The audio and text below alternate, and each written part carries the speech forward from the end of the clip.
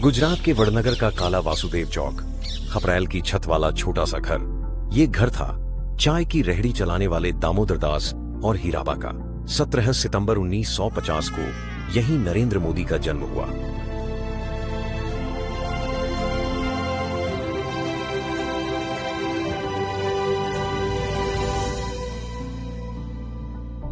दामोदर दास, हीराबा, उनके 5 बेटे और 1 बेटी, एक कमरे में कुल 8 लोगों का परिवार रहता था। तेज बारिश में छत जगह जगह टपकने लगती। हीराबा रिस रहे पानी के नीचे बर्तन लगाती जाती। नरेंद्र अपनी मां को परेशान देख उनकी मदद को दौड़ पड़ते। दामोदर दास की चाय की दुकान रेलवे स्टेशन के बाहर थी। नरेंद्र अक्सर वहां भी पिता का हाथ बटाते। इतनी सी आमदनी में परिवार का गुजारा संभव नहीं था, इसलिए हीराबा आसपास के घरों में बर्तन धोती, मजदूरी करती। अब जब हम छोटे थे तो हमारा गुजारा करने के लिए वे अड़ोस पड़ोस के घरों में बर्तन साफ करना, पानी भरना, मजदूरी करना।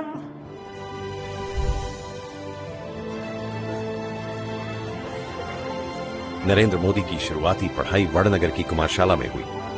8 साल की उम्र में वे आरएसएस की शाखाओं में जाने लगे। धीरे धीरे उनके मन में बैराग पैदा होने लगा और उन्होंने अपना उपनाम रख लिया, अनिकेत, यानी जिसका कोई घर नहीं। उनके समाज की परंपरा के मुताबिक 13 साल में नरेंद्र की शादी भी कर दी गई। लड़की थी ब्राह्मणवाड़ा गांव की जशोदाबेन। गौना 18 की उम्र में होना था, लेकिन उससे पहले ही नरेंद्र आध्यात्म की ओर मुड़ गए। मोदी ने इस अनुभव को अपने ब्लॉग में लिखा।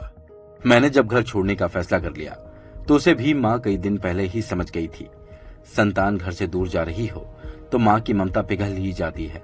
माँ की आंख में आंसू थे, लेकिन मेरे लिए खूब सारा आशीर्वाद भी। घर छोड़कर नरेंद्र पहले रामकृष्ण मिशन के बेलूर मठ गए। इसके बाद दिल्ली, राजस्थान, पूर्वोत्तर और फिर हिमालय। सबसे ज्यादा समय उन्होंने गढ़वाल के गरुड़ चट्टी में बिताया। करीब 2 साल बाद मोदी वापस वडनगर लौटे, लेकिन महज 17 दिनों में फिर घर छोड़ दिया। मोदी अहमदाबाद के डॉक्टर हेडगेवार भवन में रहने लगे। यहां वे संघ के स्वयं सेवक, फिर शाखाओं के प्रभारी और फिर प्रचारक बन गए। 15 वर्षों तक मोदी ने देश भर में संगठन के विस्तार के लिए जी तोड़ काम किया। 1985 में सक्रिय राजनीति में आए और जल्द ही बीजेपी की राष्ट्रीय चुनाव समिति के सदस्य बन गए। साल 1990 लालकृष्ण आडवाणी ने राम रथ यात्रा निकाली।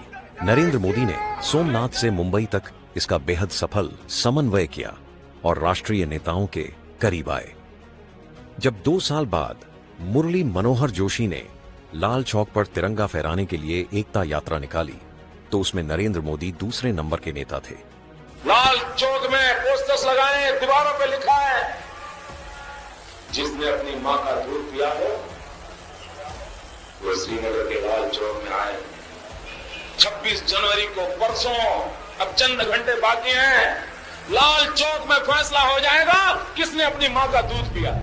इस यात्रा पर गोलियां भी चली। नरेंद्र मोदी जानते थे मां ये सुनकर परेशान होगी।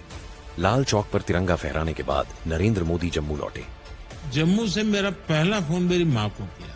मेरे लिए वो एक खुशी की पल थी और दूसरा मन में था कि माँ को चिंता होती होगी, ये गोलियां चली है और ये कहाँ गया है। तो मुझे याद है कि मैंने पहला फोन माँ को किया था। मुझे उस फोन का महात्म्य आज समझ आता है। वैसा मुझे पूरा वीडियो देखने के लिए डाउनलोड करें दैनिक भास्कर ऐप।